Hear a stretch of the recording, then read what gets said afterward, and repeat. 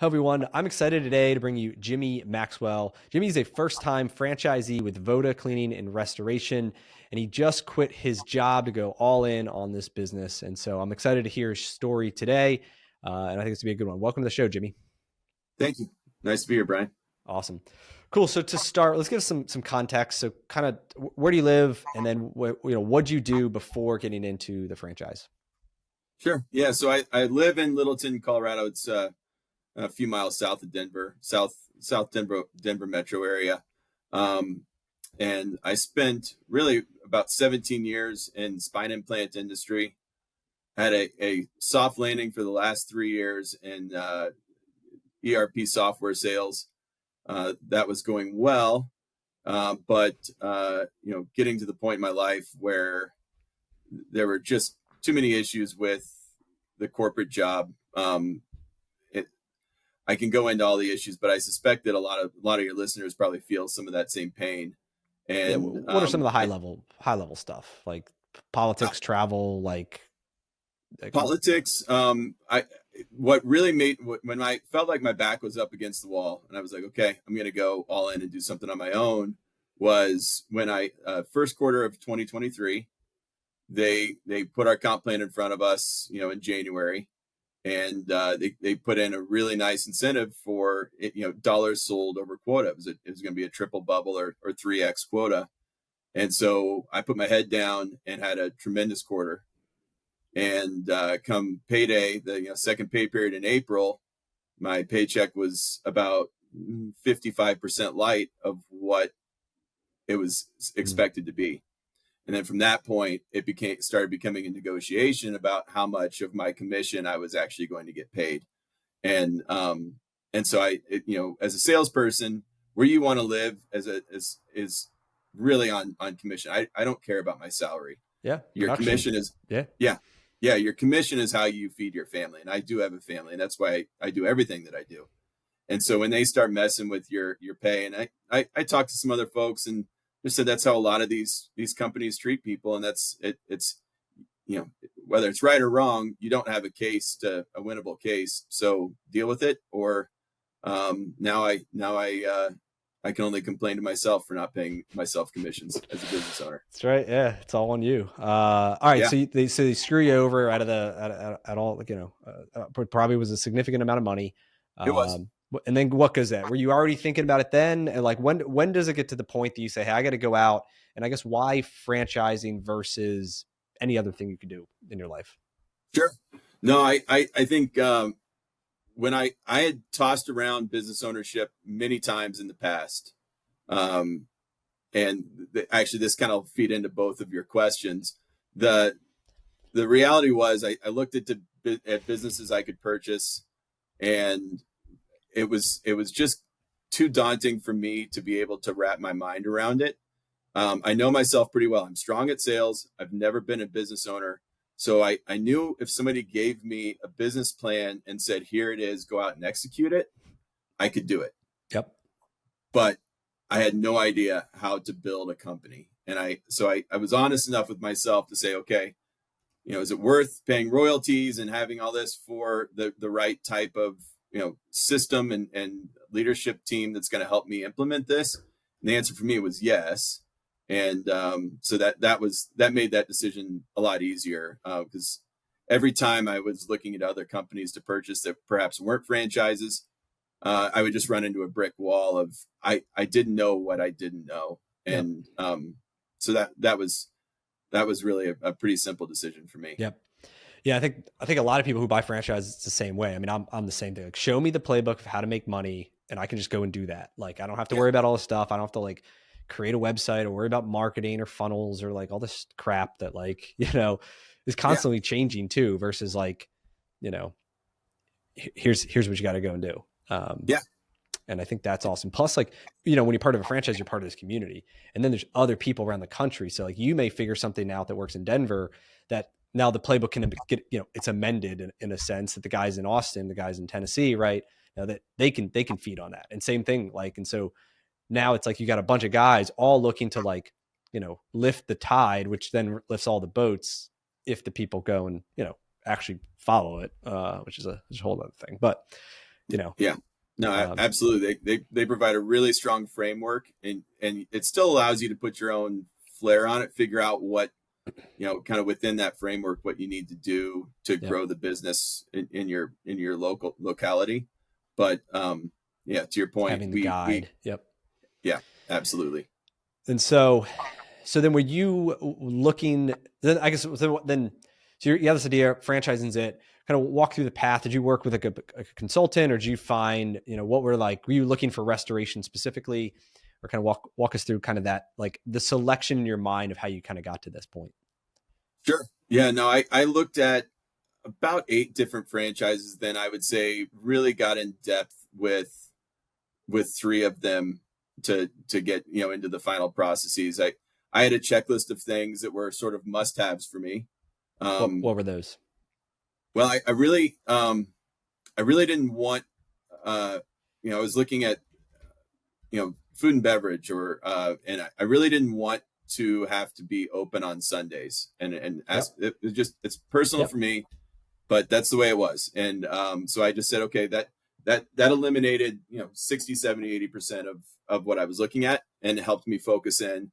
And then I really got more honed in to home services, because one of the things I was looking at, I think similar to you at the Midas stores, was some of the oil change, 10-minute oil change. I won't mention specific brands, but going through kind of a questionable real estate market, there was a lot of question marks as to how long was it going to take to get this one off the ground, to open the first location. And if I'm trying to quit my job and go all in on something, I needed something that had the potential to replace my income within the first 12 to 18 months. Maybe that's aggressive, but that was really where I honed in on home services. And then there were 2 left at that point. And Voda, there were a few reasons why I chose Voda. And I would say the biggest reason was I really believed in the leadership team there, and them being very invested in my success. And that's probably the biggest factor. Yep. Yeah, those are all great. And, it's one thing I really like to talk to people about, especially when they're looking to buy a franchise, and if they're or get into a business. And it's like, sometimes people are say like, I'm open to anything. Right. And they're like, they think that's like a good thing, but it's really a bad thing, because like, it's like you said, you want to work with a real estate agent. You said, hey, I want to buy a new house, and I'm open to live anywhere, any house, any condition, any place, any neighborhood, right? Any size, any price. Yeah. Go show me some stuff. And they'd be like, what the hell? Like, nobody would even do that, right? You would say, I want like 3 beds, 2 baths, this amount of price point, this neighborhood, this school district, walkable streets, right? Yeah. And then that makes it very easy to say, hey, and then when you see a house, you don't even have to look at any other houses, because that one met everything that you were looking for, right? Yeah. Even when I bought my house 5 years ago, like, we knew exactly what we wanted. It was the only house we actually like stepped in foot, and we made an offer the next day because it was so clear to us, right? Yeah. It's the same thing in the business. And I think like a big thing is to come up with the checklist, and like your checklist is different than my checklist. And absolutely, the other person listening to this, and it's like figuring out what is it for you. And yeah, no Sundays is a good one. I didn't even actually think about that, but that's on mine too. Mine was like, I didn't want anything that was 24/7. Like I didn't want calls in, at the middle of the night. I didn't want, I don't know, a very complicated business. Like auto repair is very complicated. There's a lot of moving parts. Cars can fall off lifts. They can run into each other. Like skilled salespeople, skilled technicians, like technology, like there's a lot of moving parts. And so it's like, and if you got to be all in to really make that work. And, we have a very, very good team that is all in on it, but other people want something that's like a lot simpler, right? There's a lot less moving parts. I think the other big one is B2B or B2C, and like better. And you're probably pretty good with the B2B side of it, I would guess, because you're in this enterprise level sales. So for you to go and build relationships with other people in the business community, insurance community, you're probably super comfortable with that. Me, I'm the opposite. Like I'm the consumer, mass market, mailers, digital marketing, all those funnels and stuff. Like I love that stuff. I'm like I'm like not good at the B2B stuff, because I'm so focused on the big, and that's all about the small things, right? Absolutely, yeah. So I think that's all great. What about like, Voda's a brand new franchise, right? As a franchisor, the concepts, the founder's been around 10 years, Dan and Steve and the guys there have turned it in, recently. Was that, what number franchisee are you? Do you know? I think I'm right around, the 5 that I bought were like 22 through 27 or something around there. In units, but as people, like you're probably number 7, maybe. Yeah, that sounds about right. Right. So then high single digits. Yeah. Yep. High single digits in a new brand. Right. So, some people look at that and it's like, there's a ton of risk. Like there's no track record, quote unquote. They'd rather be into Pure Clean or like, I don't know, Service Master or I don't know, whatever, Paul Davis, all the ones if they want a restoration. So like for you, did you want that? Like, so some people specifically seek it out to say, I actually want a new company. I want somewhere where I can be important. And yeah, I understand there's risk, but there's also more upside. So like, were you looking for that, or like, how did that factor into your brain that you would be the 7th person to like, believe these guys? No, absolutely. So it didn't come without a lot of due diligence. I was able to do a lot of research on other brands and looking at their, if the numbers work for them, that could apply to Voda's model as well. Even though the model and what they're doing with the business is different, I was without a robust history to go on, you can study the market through other franchises as well. And so, as far as the financials go, that made a lot of sense to me. The newness of the branding and what was, it really, for me, it's kind of a gut feeling on the branding and what they're trying to do, and whether or not that should weigh in. Everyone can have that. Some people are purely objective and they want everything on a spreadsheet. Yep. Other people might be 50-50. And I think somewhere in between's the right answer.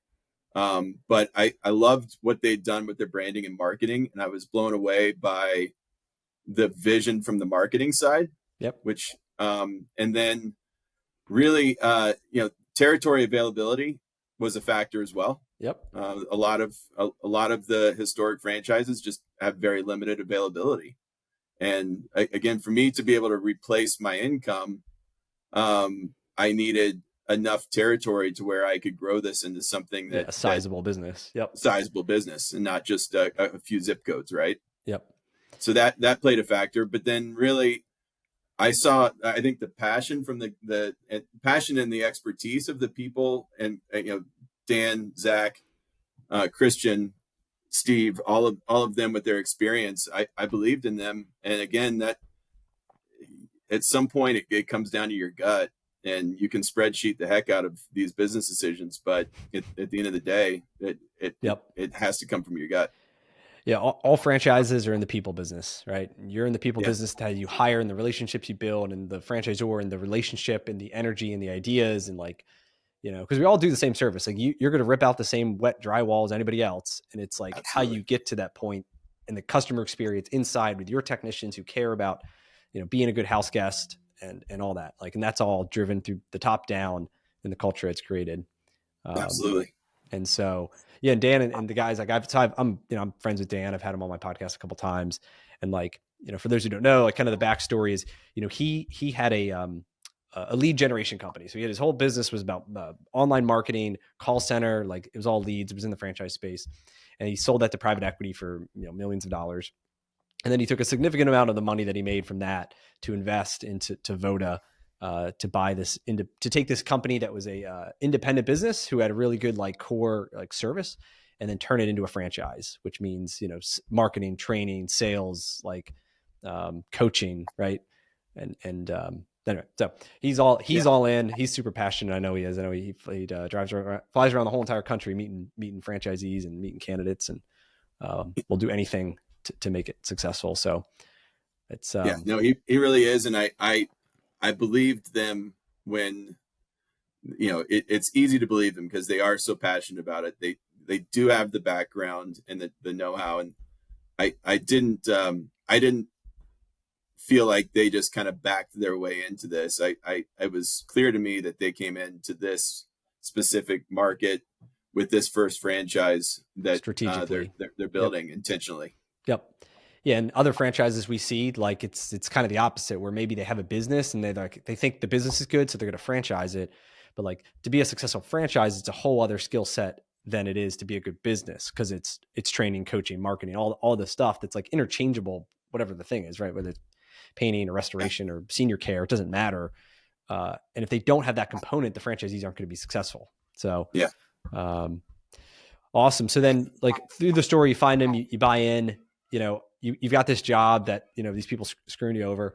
And then like, how did you kind of decide on, hey, I'm going to go into this thing all in, like I'm pushing my chips in terms of your time and your focus versus, hey, I'm going to try to do this like on a part-time basis? Yeah, it's funny. I originally I was kind of the intent that I was gonna die a slow death with my old company and keep one foot in here and one in the other. Quiet quit, I think they call it. Yeah, exactly. Long quit. I will say, as frustrated as I was with my old company, I had a fantastic boss, and I had a ton of respect for him. He always treated me great. And so when it came to the point where I was spending 98% of my time and energy on Voda in the business I was opening, and I was not getting back to customers. I was really neglecting the business, and I had built some solid relationships over the last few years in my old company. And at the point where I was having this moral compass moment of I'm really neglecting this business, and is whether they treated me right or wrong, that everyone has their opinions on how their companies treat them. It doesn't make it right for me to neglect the business and what my role is for that company. So I knew that I couldn't do both very long. Really, I got my end of year bonus, and I said I can't keep doing this because it's not the right thing to do. Yep. So you went all in. And then when did you launch? When did you launch Voda? It was 1 month ago yesterday, January 29th. Okay. And by that point, I guess you had already given your notice, and by January 15th or whatever you were. Well, there was about a 2-week crossover. Yeah. Okay. Yeah. So I officially out of the old company 2 weeks ago. Okay. And then, so talk about, what does your team look like so the people don't know, we talk about Voda, but like real quick, what is the service that you guys provide? And now we're going to kind of get more into like the business itself. Yeah, absolutely. So, cleaning and restoration, high level, residential and commercial. So, by cleaning, it's floor cleaning, a lot of carpet cleaning, tile and grout cleaning. And obviously there's some other lines that we have, wood floor polishing and resurfacing, and then HVAC air duct cleaning as well. And so that's really under the cleaning umbrella. Okay. On the restoration side, it's, mold, fire, water remediation, and really all of the business I've had so far has been on the residential side, and really trying to obviously move upstream in all of those areas and get into high-end residential commercial. Yep. Okay, great. And so then what does your team look like today? Yeah. So I have been very fortunate. I found a wonderful general manager, and he has 25 years of experience. And, I think that was the best, whether it was my decision, he kind of fell into my lap, but he's been a true blessing for me getting this company off the ground. In the restoration space. In the restoration space, he has experience cleaning as well, floor cleaning as well. Yep. Not as much his passion, but in terms of, I think there's a lot of training and experience that's valuable in the cleaning side, but it's absolutely a necessity if you're going to get into restoration work. Yep. Okay. And then how many technicians? I have one. She's an operations supervisor, and we've got an open rec for a technician under her. So right now I've got 2 employees that are both full time, and we're aggressively trying to find a technician to be cleaning specific. Yep. And then a technician to be restoration specific to work under her. Yep. Okay. And then what does I guess, so you're a month in. I mean, talked about how have sales been in the first month here? Yeah, it's been inconsistent in terms of on the cleaning side. There's a lot of cleaning companies out there, and it's a bit of a race to the bottom. in Yep. terms of, there's a lot of people looking for the lowest price. And, when you're an early business, you're going to we're trying to grow our brand name. And so we're taking, most of the jobs we can get our hands on, and happy to do it. Not necessarily profitable on that side, but we're getting really strong reviews on all of our service. And that's, I think, Yep, that's critically valuable. important. Oh yeah. That's got value in and of, our gross profit margin. The restoration business has been really strong. I think we've done 5 jobs. We're in the middle of one really large job. And so without putting numbers to everything, we're off to a much better start on the restoration side than I was anticipating. Do you have a ballpark on the restoration numbers? Yeah. So smallest jobs have been 3,000, 7,000. Don't know how big the kind of the medium sized one, and probably 12 to 15. And then there's one that may well go into the 6 figures. We're kind of still in the middle of that one. Yes, that's the amazing part of the restoration business, right? Like accidents happen every single day, pipes break, things happen. Like someone's insurance company's paying for all this stuff, right? Yeah.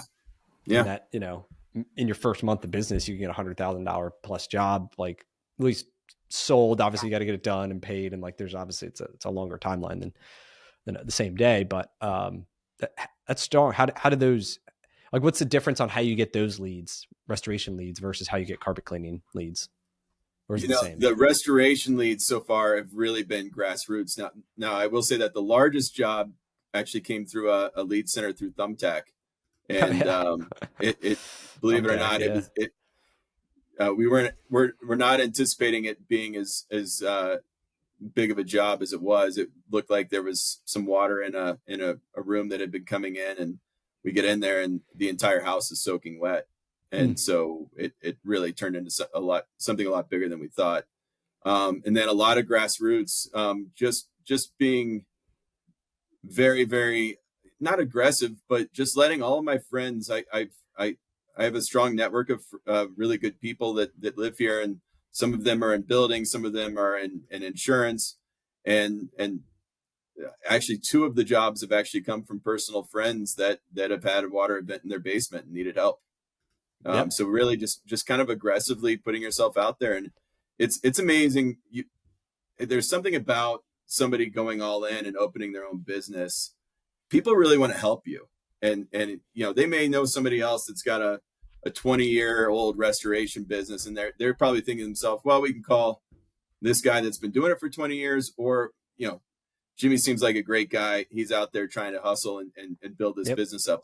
Let's give it to him. And I think there's a lot of that. If you're willing to just put yourself out there and let everyone know that you're open for business and that you're hungry to help, and the business will come back to you when people need something. Yeah. 100%. And I think that's why it's good to also tell people about it, right? Be open and you don't have to be annoying about it, but like, listen, and you celebrate your wins. I don't know what you do, but if I was you, I'd be on like Facebook and like, hey, we just got this job. We just helped this customer. Oh, look at this funny thing, like being top of mind. That's the whole point of, social media stuff, and is you stay top of mind. Someone needs something, and then, they remember the thing they saw. So, is that like important? Like, are you like working that angle too, in terms of just within your own networks? We are. I'm really kind of the angle I'm working is to really be a solid part of my community. I'm falling behind on posting on social media. I had a conversation yesterday with a local firm that does just social media, where I can give them our content and they can actually build a good, storyboard for us and post for us regularly. That's not my specialty. And so that's where I've been a little bit, where's my time best spent? Well, if it's not doing administrative operation stuff, I need to be out meeting people. That's where I want to spend my time. So I'm going to hire out somebody to actually take our job and post for us locally. Yep. Yeah. 100%. What does the cash flow look like on the restoration side? Because, right, if a lot of it's insurance paid, doesn't it take some time to get paid? Like, how do you Like, how do you just kind of manage that, or how do you plan to kind of manage through that? Yeah. So we've had a couple of cash pay jobs so far. So those have been nice. Yep.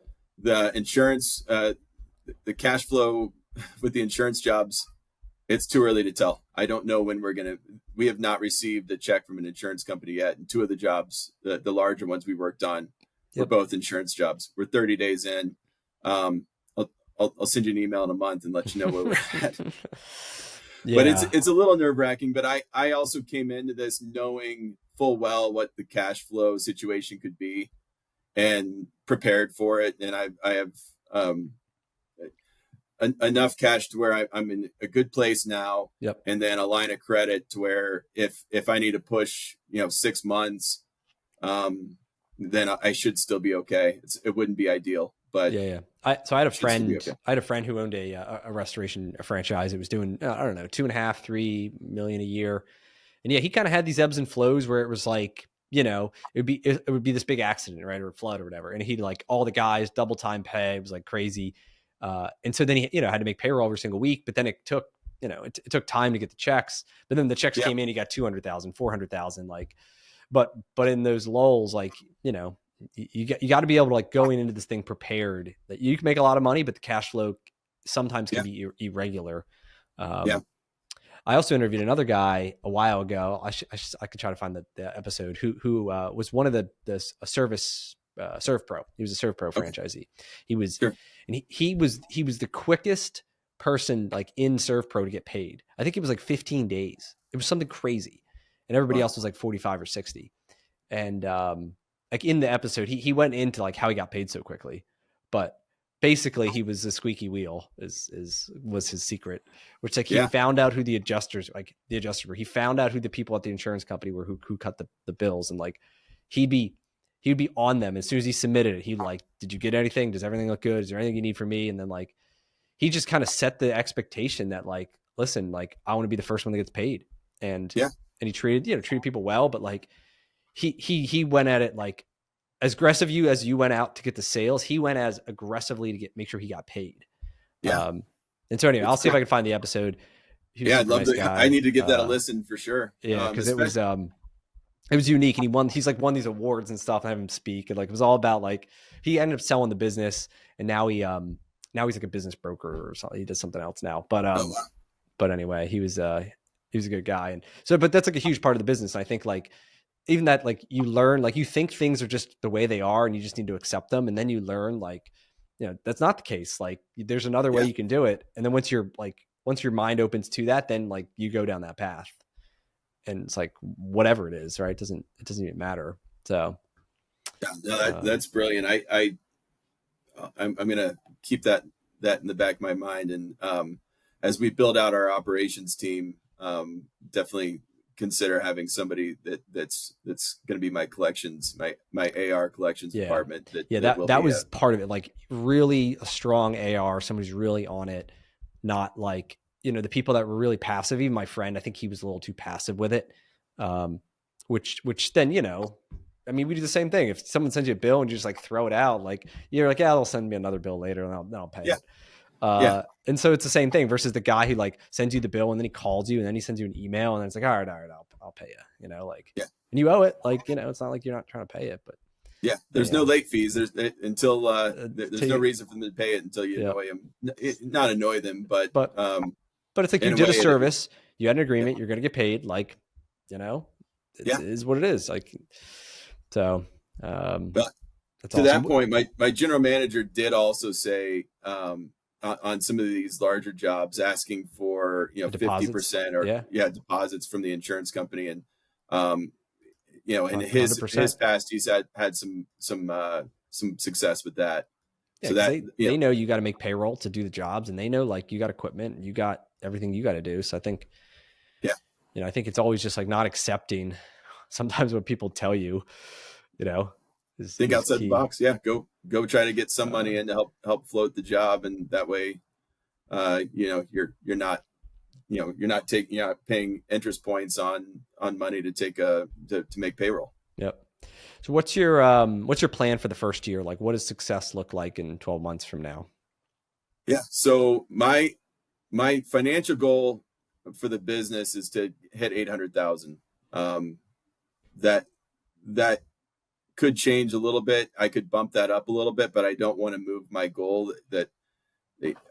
Interestingly, that goal was set without me knowing a whole lot about the industry or what was possible. Okay.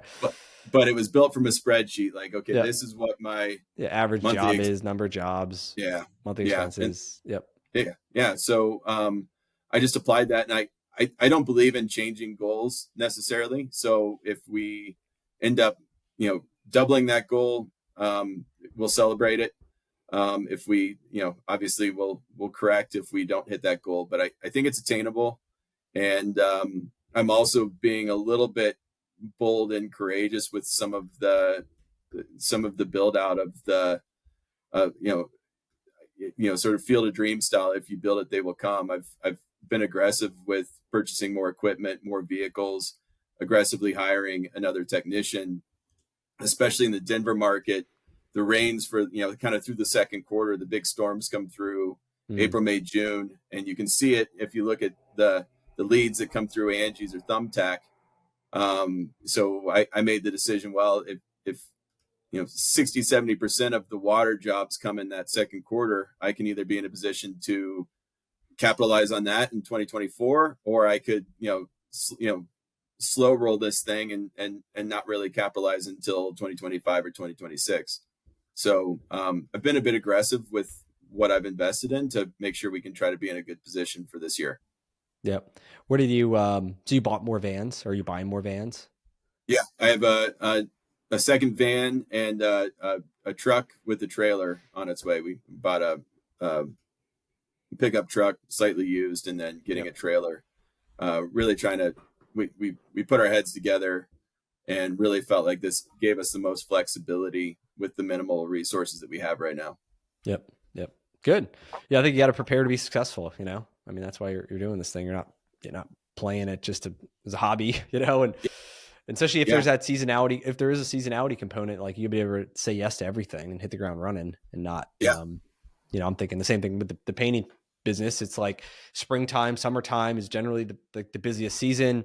And so we're looking at how do I get the other next two locations launched in 4 weeks, six weeks, something in that range, even though we're still losing, we're not making any money yet, but we're starting to lay that foundation because it's by then, A, I should be, and then B, otherwise we get wait a whole year, or you don't launch until the fall or the winter. It's not going to be as good. So it's kind of you try to kind of catch that wave a little bit. If you believe there's a seasonality, most businesses have that seasonality. The winter normally sucks for, at least in our business, in the spring and summer, normally really good. And the fall's okay. But, anyway, so that's awesome. Cool. I'm excited to kind of see your journey as you go along there. Because I'm excited for Voda, and it sounds like you're off to a great start. If you've got, but if you win that job, you're potentially a good way there in the first month. So.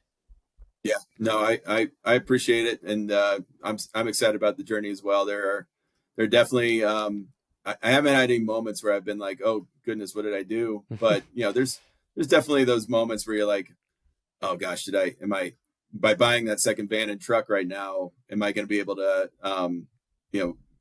bring enough money in to keep this thing rolling long enough? So there are those nervous moments, but I do truly believe that if you go out and just do the right things every single day, that that the business will come, and that we'll be able to knock it out. It's awesome. Cool. Well, I appreciate you coming on and sharing your story. I think, a lot of people listening are in a similar place where you were. They're in a job, they've got this bigger vision, and they've got the skill sets, the leadership, the sales skills, they got the financial, ability, and it's just kind of making that jump, right? To believe in yourself and believe in a bigger future, and believe that, listen, you've faced a ton of challenges in your life before.